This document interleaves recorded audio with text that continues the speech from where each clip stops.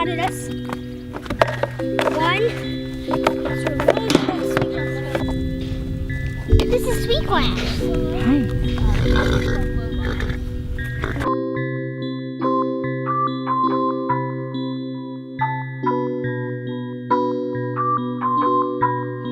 I'm Summer McCreelis, and I live here in Northwest Alabama near Florence, Alabama. I am honored to be a caretaker. Caretaker is probably the coarsest term you can call it, because it's so much more than that. It's like they're our horse family, our spiritual partners. It's hard to really put words, but it's a huge honor to be a part of their family. And I feel like they feel honored to be a part of ours. It's a mutual thing where the more you love them, the more they love you. There's no end to that love. So the more you open up to that love, the bigger it can be.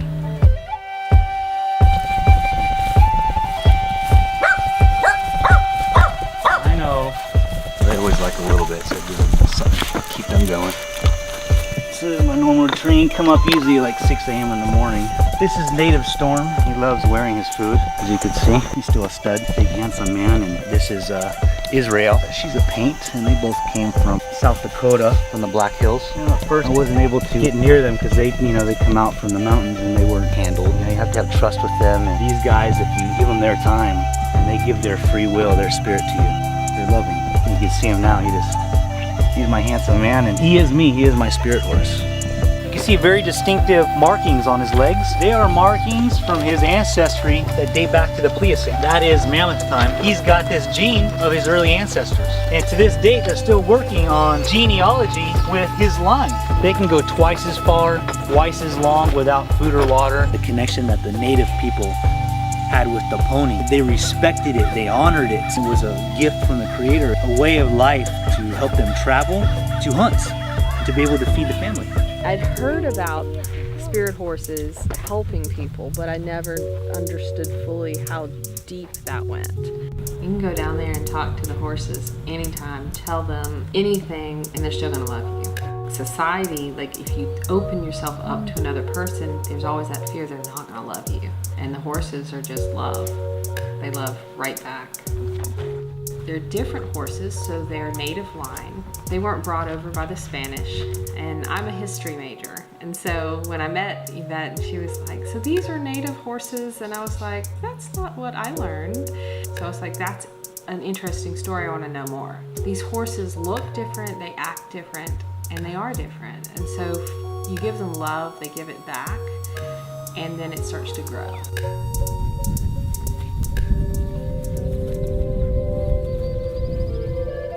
These sacred ponies came to me in a time in my life that I needed help in prayer. I was praying for clarity, for peace within inside and balance.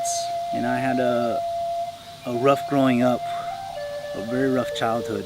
I grew up with tough love, and thinking being beaten and disrespected and led into wrong ways was love. That's not love. Love is equalness. Love is balance. Love is compassion. Love is unity. As I grew up in life later, I understood these things. Upon getting these ponies, they've helped me open up in my life, and as well with them. It was almost a conjoined growth, so we grew together in spirit. They are healing horses, very spiritual. They have a 100% connection to the Creator. They can cleanse you in a manner they can pull from you. This is real. They can pull that heaviness from you. You can feel them pulling in that connection, and they can take it, and then they release it to the Creator. But there is that connection with Creator. It creates that balance and that connection to do so. Find your connection with that one pony, because there is that one for you as an individual. Not only for you, but maybe your daughter or your son or your niece or your nephew or your husband, your father, your mother. If someone has an opportunity to find that connection with this wonderful creation, this pony, I say yes, without a doubt. We put our own limitations on what the Creator can do. The Creator can heal all and do all. If we're open to have that connection, then it's there. They are my brothers and sisters. we are related. Most important thing to me is family. I would do anything for my kids. And so my son, he has had a lot of health issues, gut and brain disassociation, I guess. So when the gut is not healthy, the brain does not act normally. Seeing him being able to control his moods and how he behaves by going and seeing the horses and praying with them and feeling them and letting them take things. And so I've seen him walk down there really upset and come away very calm, being able to articulate his feelings. Red Willow, who's the mom, my son was really upset one day and he wasn't going to go down there because he didn't want to calm down.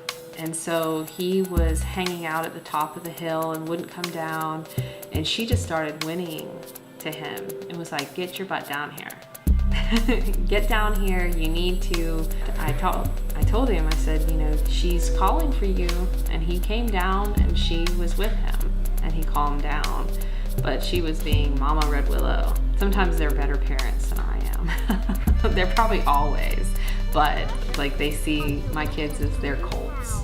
The idea is that you're caretaking a line. The stallion and the mare, they have babies, and then you find homes for them and they have babies, and it goes on. You become part of this caretaker family. And that's like the basic idea. For some people, it's much bigger.